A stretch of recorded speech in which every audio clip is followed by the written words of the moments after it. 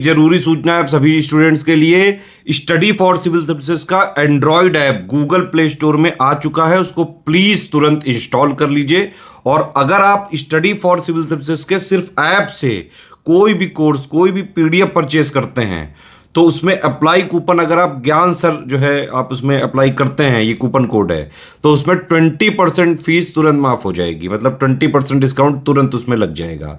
ज्ञान सर लिखना है, नॉर्मली ज्ञान सर, स्मॉल लेटर में है सब कुछ, कोई स्पेस नहीं, कोई कॉलम नहीं, सिर्फ ज्ञान सर, GYANSIR। इस तरह से अगर कूपन कोड लगाते हैं आप ऐप में बाई करने से पहले, जो अप्लाई कूपन वाले में आता है, तो 20% का डिस्काउंट तुरंत मिलेगा। वीडियो देखिए। एक बार फिर से आपका स्वागत है यूपीपीएससी बेस्ट ऑनलाइन कोचिंग के इस यूट्यूब चैनल पर। दोस्तों, आज के इस वीडियो में हम लोग मध्यकालीन भारत के इतिहास में एक महत्वपूर्ण बिंदु तुगलक वंश के शासक नासिरुद्दीन महमूद शाह के बारे में पढ़ेंगे और इसके बाद सैयद वंश की शुरुआत करेंगे। देखिए, तुगलक वंश हम लोगों ने पीछे पूरा खत्म कर लिया था, सिर्फ एक शासक बचा है नासिरुद्दीन महमूद शाह। इसके बारे में समझेंगे और फिर आगे स्टार्ट करेंगे सैयद वंश। तो चलिए शुरू करते हैं आज के इस इंटरेस्टिंग सेशन को। यह क्लास सभी प्रकार के स्टेट पीसीएस एग्जाम और वनडे एग्जाम के लिए अत्यंत इंपॉर्टेंट है। आप किसी भी एग्जाम की प्रिपरेशन कर रहे हैं, क्लास आपके लिए फायदेमंद साबित होगी। तो चलिए दोस्तों शुरू करते हैं। देखिए, यहाँ पे दिया है नासिरुद्दीन महमूद, जिसका शासन शुरू होता है 1394 से और 1412 तक इसका शासन चलता है। देखिए, सिकंदर शाह की मृत्यु होती है, उसके बाद उसका छोटा भाई नासिरुद्दीन महमूद गद्दी पर बैठा। देखिए, इससे पहले सिकंदर शाह गद्दी पर था, इसकी मृत्यु होती है, नासिरुद्दीन महमूद गद्दी पर बैठते हैं। यह तुगलक वंश का अंतिम सुल्तान था। यही दिल्ली का अंतिम तुर्की सुल्तान था। देखिए, जो तुर्क के सुल्तान थे, इसमें सबसे अंतिम सुल्तान होता है नासिरुद्दीन महमूद शाह। इसी समय में तुगलक वंश के दो शासकों नासिरुद्दीन महमूद एवं नसरत शाह ने एक साथ दिल्ली के छोटे से राज्य पर शासन किया था। देखिए, यहाँ पर क्या होता है कि दो शासकों ने एक साथ शासन किया, ये भी बिंदु आपको याद रखने। नासिरुद्दीन महमूद शाह का वजीर मल्लू इकबाल था, जिसके भय से एक बार सुल्तान कन्नौज पलायन कर गया था। देखिए, जो इसका वजीर होता है, वजीर कौन होता है? मल्लू इकबाल। और मल्लू इकबाल के डर से क्या होता है कि जो सुल्तान होता है, कन्नौज भाग जाता है। आगे बढ़ेंगे, यहाँ पर दिया है नासिरुद्दीन महमूद के शासनकाल में ख्वाजा जहां ने जौनपुर के स्वतंत्र राज्य की स्थापना की। देखिए, नासिरुद्दीन महमूद इसी के शासनकाल में ख्वाजा जहां, इन्होंने क्या किया था? जौनपुर के स्वतंत्र राज्य की स्थापना की थी। पंजाब का सूबेदार खिज्र खां स्वतंत्र होकर दिल्ली को प्राप्त करने के लिए प्रयत्न करने लगा। देखिए, जो पंजाब का सूबेदार था खिज्र खां, ये क्या होता है? ये अपने आप को आज़ाद घोषित करता है और अब प्रयत्न करता है कि दिल्ली की सत्ता प्राप्त करे, मतलब सुल्तान बने। फिरोज के एक अन्य पुत्र नुसरत शाह ने नासिरुद्दीन को भी चुनौती दे दी। तुगलक वंश दो भागों में विभाजित हो गया। दोनों शासकों ने एक ही साथ दिल्ली के छोटे से राज्य पर शासन किया। देखिए, यहाँ पर क्या होता है ना कि तुगलक वंश दो भागों में बंट जाता है। नासिरुद्दीन दिल्ली में रहा, जबकि नुसरत शाह फिरोजाबाद में रहते हैं। अब इसके बाद आगे क्या दिया? नासिरुद्दीन महमूद के शासनकाल में मध्य एशिया के महान मंगोल सेनानायक तैमूर ने भारत पर आक्रमण, जो कि 1398 ईस्वी में होता है, किया था। तो ये प्रश्न वनडे एग्जाम में कई बार बना है कि किसके शासनकाल में तैमूर ने भारत पर आक्रमण किया था। तो नासिरुद्दीन महमूद का शासनकाल होता है, इसी के समय में तैमूर लंग भारत पर आक्रमण करता है। यह कथन इसी शासक के लिए प्रचलित था कि शहंशाह की सल्तनत दिल्ली से पालम तक फैली हुई है। तैमूर के आक्रमण से दिल्ली सल्तनत एवं तुगलक वंश दोनों को ही नष्ट कर दिया। देखिए, तैमूर ने जो आक्रमण किया था ना, यहाँ से दिल्ली सल्तनत भी नष्ट होता है और साथ ही साथ तुगलक वंश ये भी नष्ट होने लगते हैं। 1412 ईस्वी में नासिरुद्दीन महमूद शाह की कैथल में मृत्यु हो गई और 1413 में दौलत खां लोधी को सरदारों ने सुल्तान बनाया। देखिए, यहाँ पे क्या होता है कि नासिरुद्दीन महमूद की मृत्यु हो जाती है, इसके बाद क्या होता है कि दौलत खां लोधी, इसको सरदारों ने सुल्तान नियुक्त कर दिया।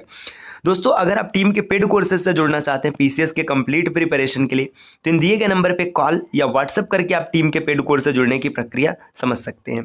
ये ज्ञान सर का व्हाट्सएप नंबर है, आप यहाँ से व्हाट्सएप के माध्यम से भी जानकारी प्राप्त कर सकते हैं। और अगर अभी तक आपने प्ले स्टोर से स्टडी फॉर सिविल सर्विसेज का एप्लीकेशन इंस्टॉल नहीं किया, तो आप जरूर इंस्टॉल कीजिएगा, क्योंकि एप्लीकेशन के माध्यम से अगर आप किसी भी कोर्स को परचेस करते हैं और वहाँ पर कोड अप्लाई करते हैं ज्ञान सर, जिसमें कि सभी लेटर्स इस्तेमाल होंगे और कोई भी स्पेस नहीं होगा, तो आपको अप टू 50% तक डिस्काउंट देखने के लिए मिल सकता है दोस्तों। चलिए अब आगे बढ़ते हैं। देखिए, यहाँ पर दिए तैमूर द्वारा नियुक्त लाहौर का सूबेदार तैमूर के आक्रमण के, देखिए यहाँ पे बताया जा रहा है पीछे जो लोदी था, है ना, ये तैमूर द्वारा नियुक्त लाहौर का सूबेदार था। तैमूर के आक्रमण के बाद 1414 ईस्वी में उसने दिल्ली पर अधिकार कर लिया और एक नए वंश सैयद वंश की स्थापना करता है। मतलब ये बात किया जा रहा है खिज्र खां की, है ना, क्योंकि देखिए यहाँ पे बताया गया कि तैमूर द्वारा नियुक्त लाहौर का सूबेदार था और तैमूर का जब आक्रमण होता है तो इसके बाद 1414 ईस्वी में नए वंश की स्थापना होती है। तो इसके तुरंत बाद किसकी स्थापना होती है? सैयद वंश की, और इसका संस्थापक होता है खिज्र खां, है ना। अब यहाँ पर बताया जा रहा है, देखिए खिज्र खां का जो वंश है सैयद वंश, ये 1414 से लेकर 1450 ईस्वी तक चलता है। सैयद वंश के प्रमुख शासकों की बात करेंगे, सबसे पहले खिज्र खां, इसका शासनकाल होता है 1414 से 1421 तक, है ना। रैयत आला इसकी उपाधि होती है, ये उपाधि इसको तैमूर ने दिया था। इसकी पुस्तक है दरार-ए-जज्बात, है ना, वस्तुतः यह उसकी वसीयत है। बुखारा के शेख जलालुद्दीन ने खिज्र खां को सैयद कहकर पुकारा था। तो इसको सैयद नाम सबसे पहले किसने दिया था? शेख जलालुद्दीन। कहाँ का है? बुखारा का। इसके बाद जो शासक बनता है, ये बनता है मुबारक शाह। मुबारक शाह की बात करेंगे तो ये 1421 से लेकर 1434 तक शासन करते हैं। यह सैयद वंश का पहला सुल्तान था जिसने शाह की उपाधि धारण की। मलिक सरवार उल मुल्क मुबारक शाह का वजीर था। तो इसका वजीर कौन होता है? मलिक सरवार उल मुल्क, है ना। इसने तारीख मुबारक शाही के लेखक याहिन बिन अहमद सरहिंदी का संरक्षण किया था। तो तारीख ए मुबारक शाही, ये प्रश्न कई बार पेपर में बना, इसके लेखक कौन है? तो सरहिंदी है, बस आप इतना याद रखिएगा। इसके बाद मोहम्मद शाह, कुछ समय तक शासन होता है 34 से लेकर 43 तक, और आलम शाह 43 से लेकर 51 तक। आलम शाह सैयद वंश का अंतिम शासक होता है। तो आगे बढ़ते हैं दोस्तों, यहाँ पे देखिए दिया खिज्र खां। अब इसके बारे में दिया, देखिए सैयद वंश का संस्थापक कौन होता है? खिज्र खां, है ना। सैयद वंश का अंतिम शासक अलाउद्दीन आलम शाह, है ना, पीछे हम लोगों ने देखा आलम शाह। आगे बढ़ते हैं, देखिए सैयद वंश में का कुल शासनकाल होता है 37 वर्षों तक। अगर इसकी उपाधि देखेंगे खिज्र खां की, तो रैयत आला पीछे हम लोगों ने देखा, ये किसने दिया? ये दिया तैमूर ने, है ना।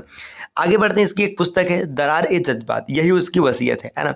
अब यहाँ पे देखिए ये पॉइंट पीछे भी बताया जा चुका है कि बुखारा के शेख जलालुद्दीन ने खिज्र खां को सैयद की कहकर पुकारा था। खिज्र खां ने सुल्तान की उपाधि धारण नहीं की थी, बल्कि क्या होता है, शेख जलालुद्दीन ने खिज्र खां को पैगंबर मोहम्मद का वंशज घोषित किया। देखिए सुल्तान की उपाधि नहीं धारण करते, इसको पैगंबर का वंशज घोषित कर दिया जाता है। किसने किया था? जलालुद्दीन ने। खिज्र खां ने सिक्कों पर सदा तुगलक शासकों के नामों को अंकित किया। उसने इक्ताओं को सिख मतलब जिला में विभाजित कर दिया। तो जो इक्ता होता था, छोटा छोटा टुकड़ा था, उसको जिला में परिवर्तित किसने किया? खिज्र खां ने। उसने मलिक उस सर्ग उर्फ मलिक तोहफा को वजीर का पद और ताज उल मुल्क की उपाधि दी। तो इसका जो वजीर होता है मलिक तोहफा होता है, और इसको एक उपाधि दी गई थी ताज उल मुल्क, ये भी इंपॉर्टेंट है। फरिश्ता के अनुसार प्रजा उसके शासन के अंतर्गत प्रसन्न और संतुष्ट थी। मतलब फरिश्ता का ऐसा मानना है कि प्रजा सबसे संतुष्ट इसी के शासनकाल में थी। उसके मृत्यु के पश्चात प्रत्येक युवा, वृद्ध, दास और स्वतंत्र नागरिक ने काले वस्त्र पहनकर शोक प्रकट किया था। मतलब खिज्र खां की जब मृत्यु होती है ना, तो प्रत्येक वर्ग, समाज का प्रत्येक वर्ग काला वस्त्र पहन करके शोक प्रकट करता है। आगे दिया मुबारक शाह। मुबारक शाह का शासन चलता है 1421 से लेकर 1434 तक। इसमें दिया खिज्र खां के बाद उसका पुत्र मुबारक शाह गद्दी पर बैठा। मुबारक शाह सैयद वंश का पहला शासक था जिसने शाह की उपाधि धारण की। उसने अपने नाम का सिक्का चलवाया एवं खुतबा पढ़वाया, है ना। आगे यहाँ पर दिया मुबारक शाह ने विख्यात इतिहासकार याहिया बिन अहमद सरहिंदी को संरक्षण प्रदान किया था। तो सरहिंदी को संरक्षण किसने दिया था? मुबारक शाह ने दिया था। सरहिंदी ने तारीख ए मुबारक शाही पुस्तक की रचना की। तो तारीख ए मुबारक शाही की रचना किसने की है? सरहिंदी। मुबारक शाह ने सिक्कों पर तुगलकों का नाम हटा दिया और स्वयं को नायबे अमीरुल मोमिनीन, है ना, नायबे अमीरुल मोमिनीन, किसकी उपाधि है? मुबारक शाह की, इसने घोषित किया था। खिज्र खां ने अपनी मृत्युशैया पर उसे अपना उत्तराधिकारी घोषित किया था। मतलब खिज्र खां जब मृत्युशैया पर होता है तो यहाँ पर क्या करता है? इसे अपना उत्तराधिकारी घोषित करता है। मलिक सरदार उल मुल्क मुबारक शाह का वजीर था।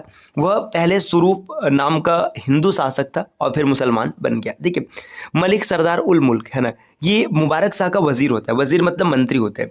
ये पहले हिंदू था, है ना, इसका नाम था स्वरूप, लेकिन बाद में क्या होता है? मुसलमान बन जाता है, मुस्लिम धर्म ग्रहण कर लेता है। फरवरी 1434 में मुबारक शाह ने वजीर सरवर उल मुल्क को देखिए मुबारक शाह के वजीर सरवर उल मुल्क ने धोखे से उसकी हत्या कर दी जब सुल्तान मुबारकाबाद नगर का निरीक्षण कर रहा था। मतलब जो इसका वजीर होता है ना, जो हिंदू से मुसलमान बना था, इसने मुबारक शाह की हत्या कर दी। कब? जब ये मुबारकाबाद नामक शहर का निरीक्षण कर रहा था। मतलब मुबारक शाह निरीक्षण पर निकला था और उसी दौरान इसकी हत्या कर दी जाती है। मुबारक शाह सैयद सुल्तानों में सबसे योग्य था। उसने तारीख मुबारक शाही के लेखक सरहिंदी को संरक्षण प्रदान किया था। देखिए ये कई बार आ चुका है तो आपको आसानी से याद भी हो चुका होगा कि तारीख ये मुबारक शाही किसने लिखा है, सरहिंदी ने लिखा है। उसने यमुना नदी के तट पर 1434 ईस्वी में मुबारकाबाद नामक नगर बसाया था। इसके बाद यहाँ पे सरहिंदी के अनुसार मुबारक शाह ने 17 वर्ष 3 महीने और 16 दिन तक शासन किया था। इसका शासन होता है 17 वर्षों तक।